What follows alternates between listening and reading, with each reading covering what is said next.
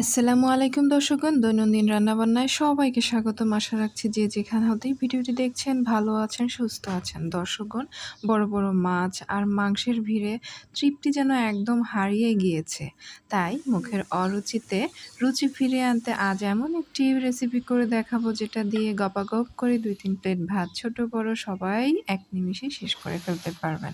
মুখের রুচি কোনো বিষয়ই না। দর্শকগণ, আমার আজকের রেসিপি পুঁইশাকের শাক ডোগা দিয়ে ছোট চিংড়ির ঝোল। ছোট চিংড়িগুলো নিয়েছি একদম চাঁদপুরের মেঘনাতে যে অরিজিনাল ছোট ছোট চিংড়িগুলো পাওয়া যায় সেগুলো। এগুলো নানান সাইজের হয়, আর এখানেই কিন্তু এর অরিজিনালিটি বোঝা যায় নদীর মাছ হিসেবে। এগুলো কোনোটা ২ ইঞ্চি, কোনোটা ১.৫ ইঞ্চি, কোনোটা ১ ইঞ্চি এই সাইজের হবে। এতে আমি ৩০০ গ্রামের মতো মাছ নিয়েছি আর ১ মুঠো পুঁইশাকের ডাঁটা নিয়েছি, পাতা নিয়েছি। একদম ফ্রেশ দেখে নিয়েছি।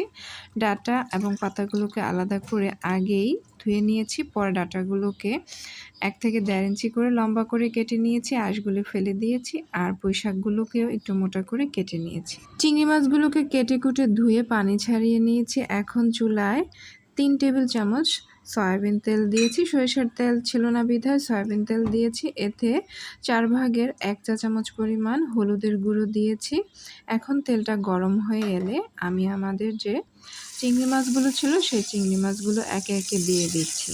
তবে একটার উপর একটা দিচ্ছি না, এইভাবে দিয়ে দিচ্ছি। চিংড়ি মাছগুলোকে চুলার আঁচটা মিডিয়াম হিটে ভেজে নিচ্ছি। তবে এই মাছ কিন্তু নর্মাল মাছের মতো অনেকক্ষণ ধরে হাই হিটে ভাজতে হয় না, তাহলে কিন্তু বেশি ড্রাই হয়ে যায়, ভালো লাগে না। মিডিয়াম হিটে এগুলোকে ২ মিনিটের মতো এই পিঠ ওই পিঠ ভেজে নিয়েছি।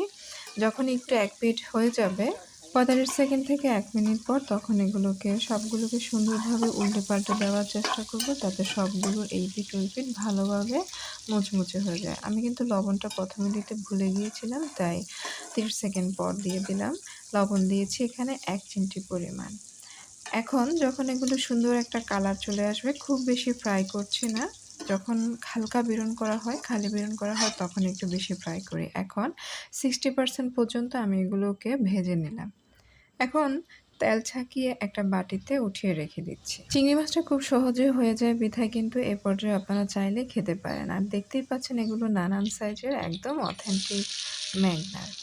এখন বাকি যে অবশিষ্ট তেলটা ছিল এই তেলের মধ্যেই ১.৫ মুঠো দেশি পেঁয়াজ কুচি দিয়ে দিচ্ছি। দেশি পেঁয়াজটা যেহেতু মিষ্টি কম, তাই একটু বেশি দিলেও কোনো সমস্যা হয় না। এখন হাই হিটে এগুলোকে ভেজে নিচ্ছি, মোটামুটি বাদামি করে নিচ্ছি। যখন এই প্রক্রিয়াটা শেষ হতে ১ থেকে ১.৫ মিনিটের মতো পেঁয়াজগুলো মোটামুটি ব্রাউন হলে এলে চুলার আঁচটা একটু লো করে দিয়ে এখন এখানে ১.৫ টেবিল চামচ রসুন বাটা, ১ টেবিল চামচ জিরা বাটা আর সামান্য একটু পানি, যে মশলা মিশ্রিত পানি ছিল, আর ৩ ভাগের ১ চা চামচ হলুদের গুঁড়ো এবং ১ চা চামচ মরিচের গুঁড়ো, হাফ চা চামচ লবণ দিয়ে দিচ্ছি।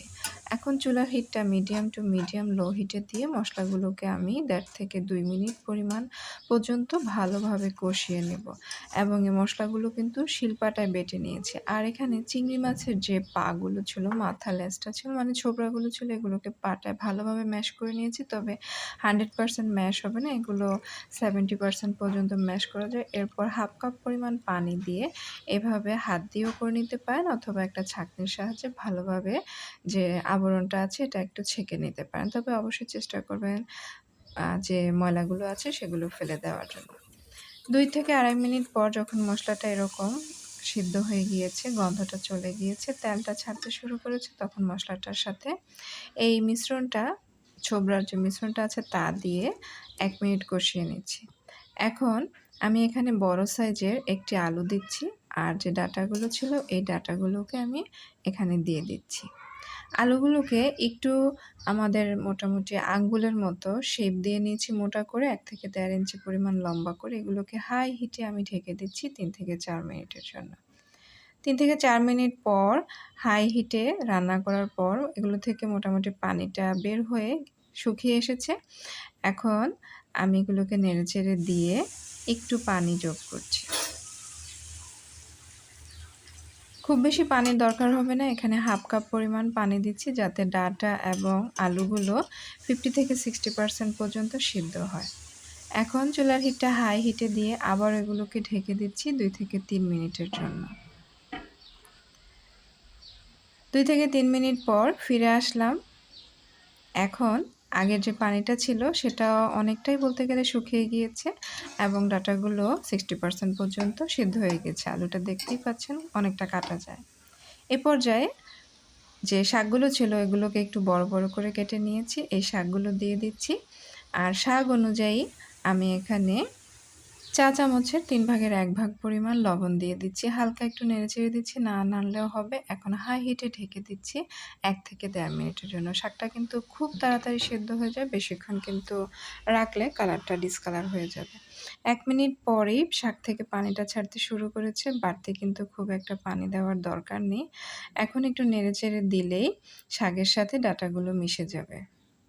আর এ পর্যায়ে এই অল্প, অল্প ঝোল থাকতেই যে আমাদের ভেজে রাখা চিংড়ি মাছগুলো ছিল নানান সাইজের সেগুলোকে দিয়ে দিচ্ছি। শাক থেকে কিন্তু আরও কিছুটা পরিমাণ পানি বের হবে এবং বর্তমানে যে পানিটা আছে এগুলো দিয়েই চিংড়ি মাছটা কিন্তু রান্না হয়ে যাবে। শাকটাও মোটামুটি সিদ্ধ হয়ে যাবে। এখন চুলার হিটটা মিডিয়াম হিটে দিয়ে আমি ঢাকনা দিয়ে দিচ্ছি 2 থেকে 3 মিনিটের জন্য। শাকটা যখন একদম ঠিকভাবে সেদ্ধ হয় তখন কিন্তু শাকের কালারটা খুব সুন্দর হয়, কুচকুচে সবুজ থাকে। আর যখন বেশি ওভারকুক হয়ে যায় তখন কিন্তু শাকের কালারটা ফ্যাকাশে হয়ে যায়। যেকোনো সবুজ সবজি কিন্তু ফ্যাকাশে হয়ে যায়। আমি 2 থেকে 3 মিনিট পর ফিরে আসলাম। এই পর্যায়ে একটু নেড়েচেড়ে দিচ্ছি। রান্নাটা বলতে গেলে একদম শেষ পর্যায়ে আছে। এই তরকারিটা সামান্য একটু যখন ঝোল, ঝোল সহ নামাবেন তখনই কিন্তু খেতে ভালো লাগে। একদম শুকিয়ে গেলে কিন্তু ভালো লাগে না খেতে। আমি চুলাটা বন্ধ করে দিলাম।